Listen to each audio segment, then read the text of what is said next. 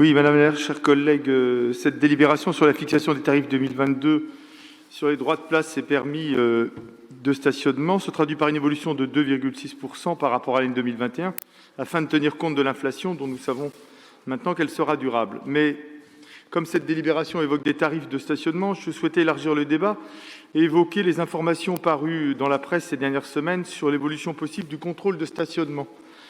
Il pourrait être confié, selon la presse, au secteur privé, ce qui se traduirait par l'arrivée de véhicules déjà surnommés sulfateuses APV ou voitures vampires.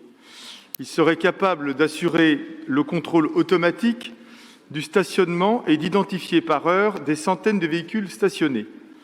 Ce contrôle automatique de stationnement présente de nombreux avantages et intérêts pour les municipalités, en particulier des avantages financiers. D'ailleurs, Lille, Lyon, Marseille, Montpellier, Paris et Rouen, entre autres, les utilisent déjà. Évidemment, il est très impopulaire chez les automobilistes. Alors, qu'en sera-t-il à Rennes ? Alors, à la lumière des déclarations récentes, entre autres de notre collègue écologiste Mathieu Teurier, qui a rappelé, dont on rappelait le credo anti-voiture, mais aussi de votre volonté d'élargir en 2022 le stationnement payant, en particulier dans le quartier Sud-Gare, on imagine que vous devez avoir été quand même un peu séduit par ce nouveau dispositif de contrôle. C'est pourquoi il nous paraît nécessaire d'éclairer le conseil municipal, ainsi que les Rennaises et les Rennais, sur vos intentions ou réflexions concernant la privatisation du service de contrôle des stationnements payants.